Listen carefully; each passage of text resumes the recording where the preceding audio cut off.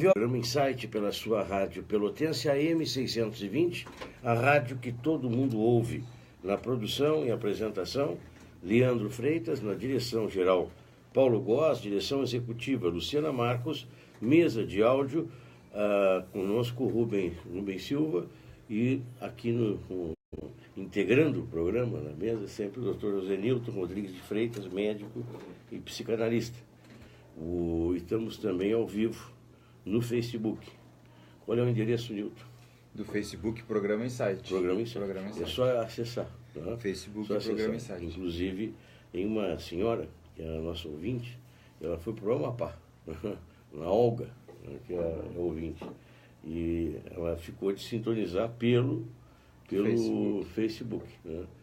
E a gente manda um abraço carinhoso para a Dona Olga, que tem 80 e poucos anos, alguma coisa assim, mas nos acompanha. E as pessoas que porventura não tiverem Facebook podem sintonizar a rádio pela internet, ou entrando no site Dieta Rádio, ou esses sites que cada vez é mais utilizado. Né? É impressionante como o rádio em si, né? Continua o rádio, mas a forma de acessar o rádio cada vez está aumentando mais, ampliando. Nilton, falando em rádio é som. Né? Você dialoga sem o som. O silêncio é algo interessante, né? Porque o silêncio ele fala, muitas vezes, em uma relação a dois. Assim é. Ou até mesmo numa múltipla relação. Mas também ele agride e ele, de certa forma, desarticula a pessoa. Pega alguém num local qualquer, né? E ao silêncio com aquela pessoa, às vezes aquela pessoa fica desarticulada, ela não sabe o que fazer, não sabe o que dizer. Ou a pessoa que pouco fala, né? Também às vezes deixa ansiosa a outra que quer dialogar. Assim é. Né? É interessante esse tipo de situação. Né? E aí, né? Por que nós temos tanto medo do silêncio? Né? Bom dia, Leandro, bom dia, pessoal de casa. Esse tema do silêncio ele é muito importante porque, primeiro, tu tiras um tema que fala da profundidade das relações. Quando tu te dá o direito de ficar em silêncio, primeiro estamos falando de um psiquismo mais evoluído, dentro de um silêncio, digamos, entre aspas, para as pessoas nos entenderem em casa, aceitável como normal. Existem diferentes tipos de silêncio, então nós estamos nos referindo agora especificamente ao silêncio que se instala dentro do diálogo, onde as pessoas mais maduras, mais saudáveis, conseguem pensar, e para pensar muitas vezes é necessário o silêncio, para que o indivíduo possa rebobinar as coisas da vida, olhar com profundidade para dentro de si, para dentro do outro, e aí nós estamos conversando silenciosamente, na medida em que nós, olhando para o nosso parceiro, nossa parceira, para o nosso negócio, para a vida, para a política, para o futuro das pessoas, para as circunstâncias atuais, vamos elaborando e aprofundando o pensamento, elaborando conflitos, ou tentando, pelo menos, evidentemente que do ponto de vista científico, psicanalítico, não se considera que uma pessoa, por pensar pura e simplesmente, elabore um conflito, mas elaborar no sentido de poder trazer à tona e pensar com profundidade e colocar coisas sobre a mesa. Quando eu digo sobre a mesa, me refiro à consciência do sujeito, que em outras circunstâncias, agitado, maníaco, acelerado, não tem tempo para analisar. Não existe esse clima necessário para olhar as coisas com profundidade. Claro que a gente pode fazer esse olhar, exercer esse olhar conversando, como nós fazemos aqui todos os sábados de manhã e as pessoas nos acompanham em casa, e podemos fazê-lo no silêncio. E é um silêncio cheio de palavras, como tu dizes, um silêncio que comunica, um silêncio que permite que as pessoas se enxerguem, se olhem com mais profundidade, detectem coisas uns nos outros. É um silêncio que conecta, que aprofunda, um silêncio que estabelece vínculos profundos necessários para que essa conversa depois, como a que nós temos agora, surja entre as pessoas, nos mais diferentes níveis. Então, o fato do indivíduo estar em silêncio não quer dizer necessariamente que ele esteja desconectado. Uma pessoa pode estar em silêncio e profundamente conectado com o outro. Claro, não pode ficar a vida toda em silêncio. Tem pessoas que são silenciosas por natureza. Tem pessoas, por exemplo, paranoicas, desconfiadas, que falam um pouco. Economizam palavras. Pelo temor de se mostrarem. Porque, assim como o ditado diz que o peixe morre pela boca, o psiquismo, de alguma forma, sente que quanto mais ele fala, mais ele se fragiliza, mais se A mostra. pessoa que é silenciosa é quase que pode ser um mecanismo de defesa. O silêncio é uma forma, muitas vezes, da pessoa não se mostrar, a pessoa desconfiada, a pessoa que não se sente segura. Baixa autoestima, vamos dizer assim. A baixa autoestima pode fazer com que uma pessoa se encoste nas paredes, não dance, não fale, não se mostre, não vá à festa, não converse, não participe do grupo e assim sucessivamente. A pessoa se exclui. Pessoas melancólicas que têm, como dissesse, baixa autoestima, que têm uma ideia de si desvalorizada ou rebaixada, às vezes não se sentem à altura dos outros. Quando muitas vezes estão não só na altura, porque não se trata de altura ou não, mas seguindo um pouco na metáfora, no modelo, não só está à altura, como muitas vezes é até superior, no sentido de cultura, hábitos, mundo interno, sabedoria e tudo mais.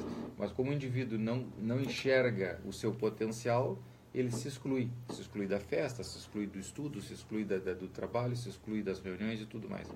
Mas aí é um problema do sujeito. E o silêncio pode vir como resultado dessa exclusão. Mas quando o indivíduo está bem posicionado, por isso eu dizia um pouco antes, entre aspas, normal, um psiquismo normal, ou seja, o indivíduo está bem posicionado entre si, está seguro das suas coisas, tem uma personalidade onde as funções psíquicas andam mais ou menos de acordo com as suas necessidades e possibilidades, o indivíduo faz uma leitura boa de si, sabe as suas limitações, sabe as suas virtudes, sabe onde ele pode, até onde ele pode falar, a partir de onde ele tem que escutar, e assim sucessivamente, essa pessoa interage melhor, tanto no silêncio quanto na palavra. Agora, as palavras, do ponto de vista do psiquismo, elas são muito importantes porque elas carregam, elas funcionam, como nós temos dito aqui diversas vezes, funcionam como mulas, levando conteúdos, afetos, sentimentos, digamos assim, que vêm das nossas profundezas. Mas ilusões também.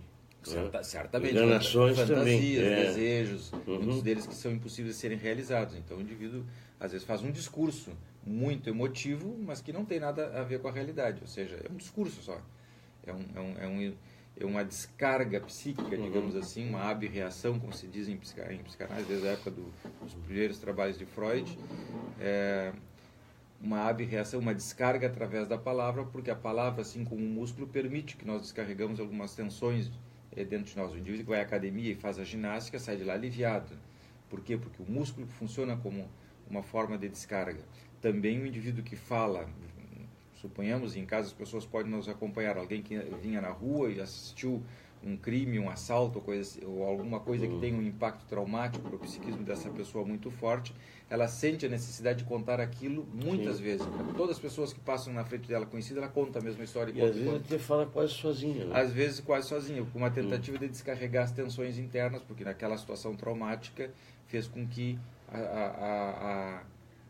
as tensões, para dizer de uma forma simples, né, sempre fugindo às vezes um pouco do rigor científico, para as pessoas nos acompanharem, as tensões internas sobem tanto que o indivíduo precisa abrir uma válvula de escape para não explodir. De novo, é uma metáfora. E essa descarga dessa válvula se dá também através das palavras. Então, o indivíduo precisa falar. O paciente que vai ao médico, ao clínico geral, e precisa contar a sua história, embora aquela história não tenha nada a ver com a sua doença, é uma forma de descarregar. Muitos pacientes, a maioria dos pacientes vai ao consultório médico e precisa que o médico fique ali 15, 20, 30 minutos, às vezes em silêncio, escutando. Ele vai falar da relação de casal, da relação com os netos, da relação com os filhos, da frustração econômica, da política, do aperto, disso, daquilo, que não tem nada a ver com a doença em si. E tem, ao mesmo tempo, num nível mais profundo, mas, de qualquer forma, não existe uma relação direta e tampouco é esse médico que vai tratar, porque ele tem pouco preparo, digamos assim, mas o fato dele escutar é muito importante, que é onde entra o tema toda a relação médico-paciente, assim por diante. Por quê? Porque permite que o paciente faça a abreação, a descarga, só que no dia seguinte vai estar tudo novamente inflamado, psicamente falando, porque vai juntar outra vez, não resolveu o conflito, só descarregou. Essa primeira descarga, vamos dizer assim, é de liberar emoções, né? As tensões. As tensões, mas não traduz, né, os verdadeiros motivos. Não, porque o verdadeiro motivo, que é o conflito, não foi identificado e não foi trabalhado. Então aquilo funciona como um abscesso que juntou pus, está grande, inflamado, dói porque está distendido. De repente o médico, ao escutar, coloca um dreno, faz uma incisão e coloca um dreno, retira. Mas depois ele junta de novo um pus e vai inflamar, e vai doer, e vai fazer tudo de novo. O que tem que fazer é retirar o abscesso, retirar a cápsula do abscesso, retirar o abscesso, enfim, curar o abscesso. Que isso aí entra as outras especialidades em jogo. Mas o fato de aliviar já é muito importante, é significativo. O indivíduo está imobilizado pela dor psíquica, muitas vezes, né? Tomado, invadido internamente por uma determinada conflitiva familiar, que se o médico não escutar, aquilo vai persistir. Eu acho que isso aí, o choque psicótico, né? Ele vai só com um nível mais alto, né? O indivíduo, para ter um surto psicótico, é preciso que ele tenha uma estrutura psíquica que permita isso. Se nós hoje dividimos as doenças mentais do ponto de vista psiquiátrico ou psicanalítico em 3 grandes grupos, digamos assim. Os neuróticos, todos nós, todos que nos escutam em casa e que de alguma forma têm os seus conflitos, digamos assim, aceitáveis dentro de um grau de neurose. Depois nós temos as psicoses, como tu dizias, que já tem uma estrutura mental adequada ou favorável para que esses surtos possam acontecer, com toda a sintomatologia variada dos diferentes tipos de psicose.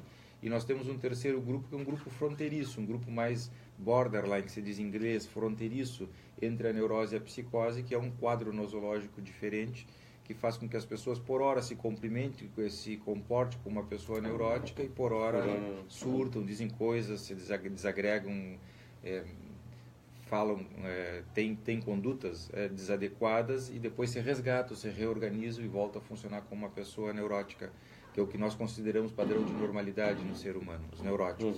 Então, esses são os pacientes fronteiriços. Esses 3 grupos, fundamentalmente, resumem toda a psicopatologia do ser humano. Claro, depois existem diferentes formas de expressão e tudo mais. Sim, padrão normal, né, é o neurótico. Padrão normal e não deixa de ter alguma coisa. Sempre tem. Sempre tem alguma coisa. Em maior ou menor grau, mas é aceitável na nossa sociedade ocidental, pelo menos. Não significa que esteja doente, né? Não. Mas ele não está em situação normal. Mas sim. O que é normal? Normal também foge ao padrão. Né? O conceito de normalidade é muito tênue. Porque o que é normal? O normal pode ser o que uma sociedade considera normal. Se nós pegarmos os diferentes povos, de repente o que para um povo é normal, para o outro não é. Embora o psiquismo seja o mesmo. Entre esse aspecto da aceitação. Mas a cultura de um povo carrega muito do que não é normal. Né? Porque assim como uma família, né, Newton? Então, dito em termos, com certeza, mas dito em termos gerais, se nós olharmos do ponto de vista científico, mesmo que o indivíduo se considere normal, nós necessariamente não precisamos considerá-lo assim. O que nós fazemos? Nós olhamos o psiquismo desse sujeito, olhamos a estrutura de personalidade, olhamos as diferentes instâncias, olhamos as funções de diferentes instâncias, e aí funcionamos como um mecânico, que levanta o capô do carro e começa a examinar. O indivíduo chega no mecânico com o carro para fazer uma revisão. Aparentemente, o mecânico pergunta: o senhor tem algum problema no seu carro? Não, meu carro está normal, está funcionando direitinho. Para o grau de instrução ou de conhecimento do usuário, do motorista, mas não necessariamente o carro está normal olhando desde o ponto de vista da mecânica, da engenharia. Quem é bem hábil na mecânica vai ouvir algum barulho. Então, que ele não percebe. Aí está. Né?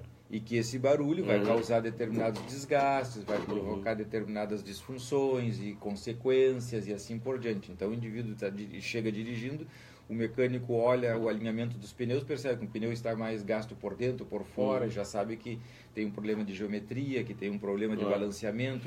Ele vai viajar, pode não parar realmente, mas o pneu vai piorar. Né? Então, daqui a algum tempo tu vai ter que trocar o pneu. E aí já tem que trocar um rolamento, uma barra, uma bucha da direção que ficou batendo porque vibrava. E uma contamina a outra. Aí está. Então, isso é uma neurose, digamos assim, dito de forma muito bruta, evidentemente, e muito simples, para que as pessoas nos acompanhem. Quem é que enxerga esses detalhes dos desgastes que vai produzindo? É o especialista, que é treinado para isso, evidentemente, como um mecânico, enxerga determinados detalhes, o indivíduo levanta, olha o capô do carro e diz, olha só, as correias de comando de válvula, da bomba d'água, não sei o que mais, quando não tem corrente, que são à vista, a sua correia vai arrebentar a qualquer instante, é bom trocar. Ela tá boa, mas pode arrebentar a qualquer momento, vai quebrar a parte alta do motor e tudo mais, então o senhor vai gastar aí 8, 9, 10 mil reais para fazer a parte de cima do motor. O indivíduo tem noções e já faz a prevenção. Quando o paciente vai ao especialista, no caso de alguém da área da saúde, e fala, contando que a sua vida está normal, nós olhamos coisas que a olho nu, a grosso modo, o sujeito comum que eu me refiro do ponto de vista da formação científica, não consegue enxergar. Cabe a nós alertarmos. Por exemplo, desgastes em casais. Quem trabalha com casais e família como eu, tem determinados desgastes de 20, 30 anos, desgaste, eu estou usando uma expressão mecânica, que maus tratos, desrespeitos, pequenas coisas no cotidiano, que 30 anos depois se transformam num grande problema. A pessoa está magoada, está ressentida, dependendo da estrutura da personalidade do indivíduo, aquelas mágoas são graves, se arrastam por anos, contaminam outras coisas, o casal se separa, se distancia, mesmo morando na mesma casa, um já não dá bola para o outro, já não se tocam, já não são carinhosos, não são respeitosos, não são românticos, não são nada, e vivem juntos porque, bom, a sociedade diz que pode viver junto, ou deve viver junto, mesmo que a relação não seja favorável. Mas são dois estranhos dentro de casa. Por que são dois estranhos dentro de casa? Porque se machucaram 30 anos sem terem a consciência que estavam se machucando. Aliás, nós vivemos num mundo que tem mudado a percepção nesse sentido, né? Não faz muitos anos, então tu era obrigado, quase obrigado, né? Ficaria muito ruim tu romper com um casal, né?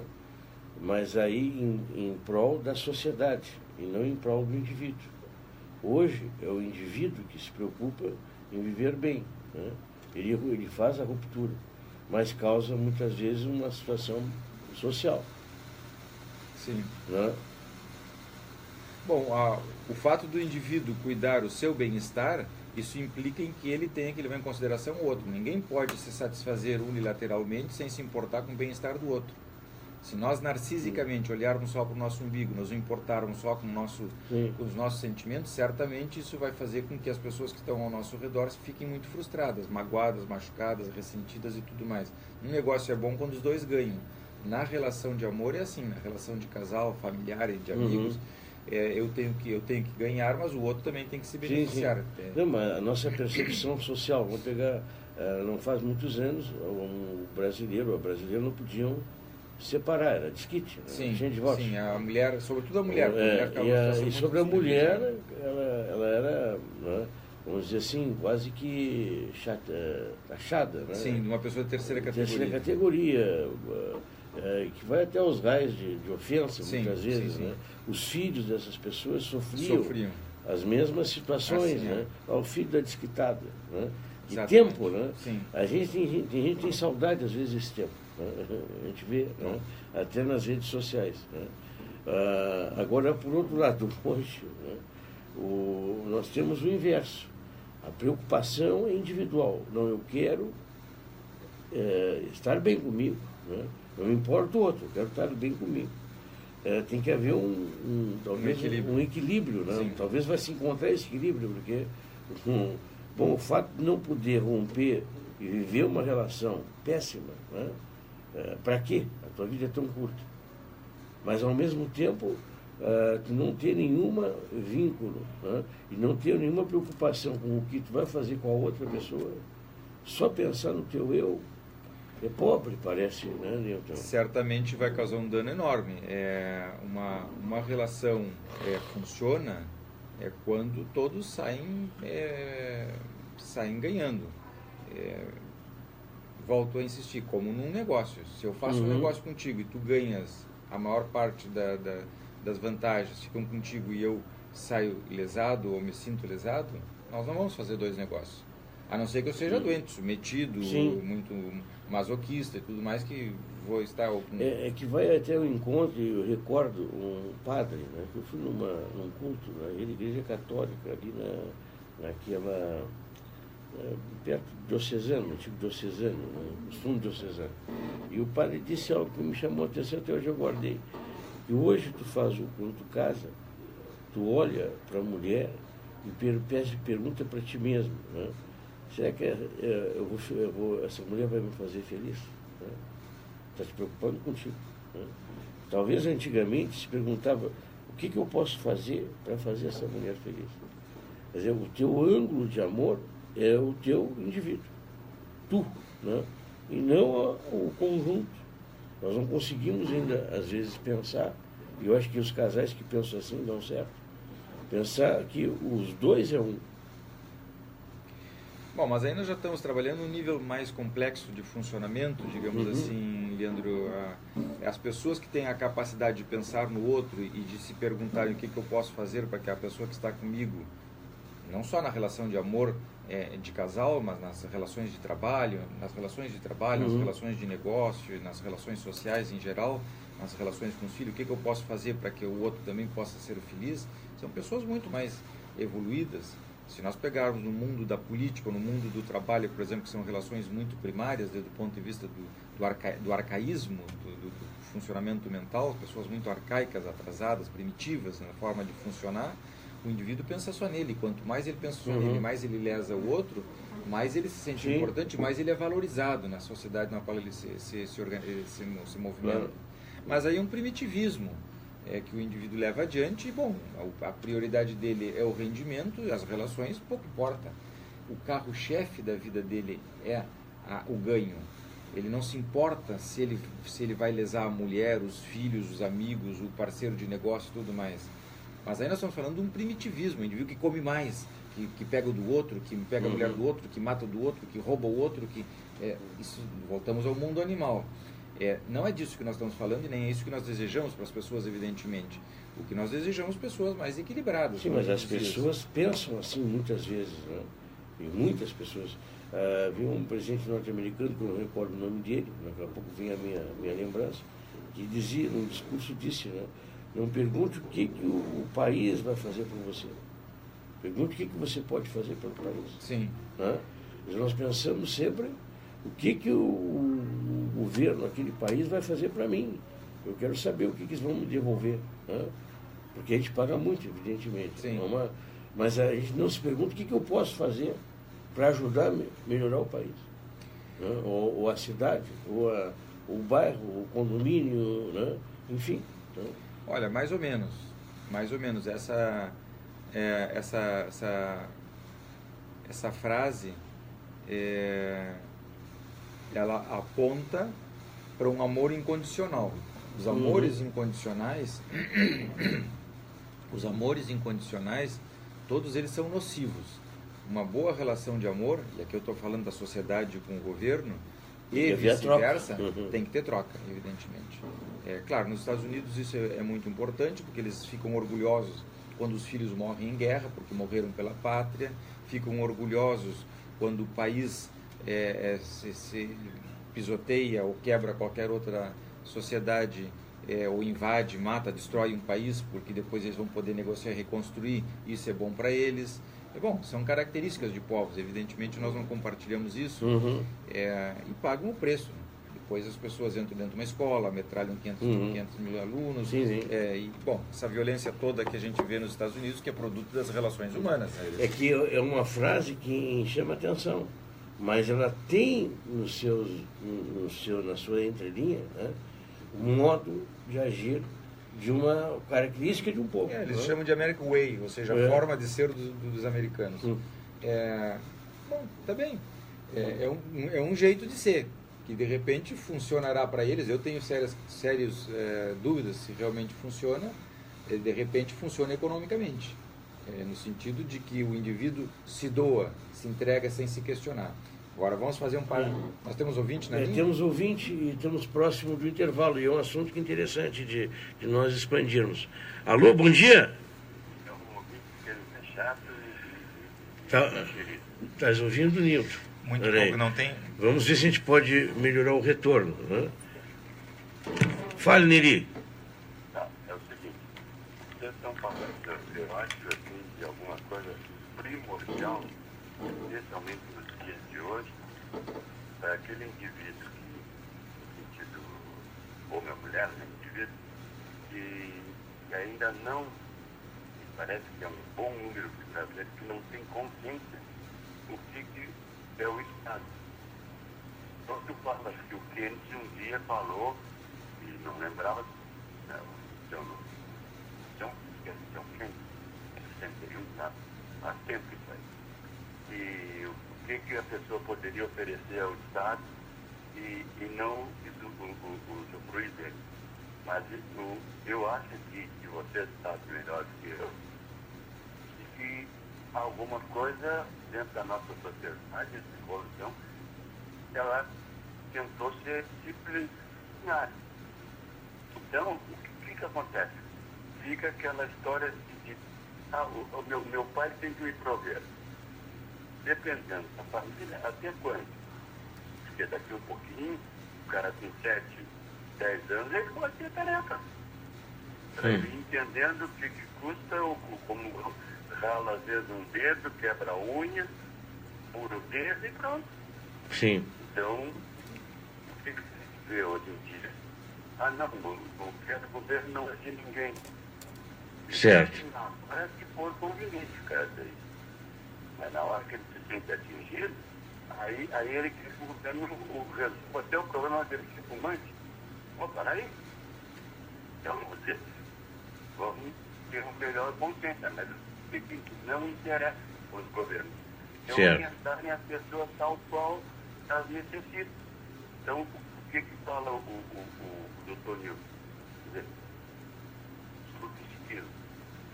É onde essa pessoa... Certo. O teu som está muito baixo, Neri. Se tu puder resumir a tua pergunta, a tua colocação. A gente fica com você, mas é que quando se fala assim, como tu falaste, Leandro, que é uma coisa assim, da gente sentir por parte do homem, do povo, né? É que ele está sempre achando assim que tem que ter um pai para resolver a situação dele. Meus amigos, um abraço. Também. Obrigado, Neri, pela sintonia e pela participação. Eu, particularmente, não consegui ouvir tanto tão bem, mas o Nilton deixou... Não, também não. Algumas coisas eu não consegui. Eu fiquei com linhas gerais assim do pensamento do Neri e não... Mas o que ocorre, Nilton, eu deixo para depois nós sequenciarmos, né, o assunto. Mas a gente vê, às vezes, né, que tu cobra, mas tu não dá o teu lado, né? Eu, no condomínio, e vamos tirar a seara do governo, que o governo brasileiro, isso é um atentado ao pudor, né? Lamentavelmente, nos dias de hoje não dá para fazer como parâmetro, mas no ambiente de um condomínio, né, tem aquele que pensa o condomínio, tem aquele que pensa o apartamento, né? Ele não está nem aí para o condomínio, né? Se ele puder, ele não bota o lixo na cesta, né? Se ele puder, ele não paga o condomínio, né? E daqui a pouco ele estraga alguma coisa e não se envolve, e também não participa de nenhuma reunião e sabe criticar, né? E sabe criticar, porque ele não faz, assim, né?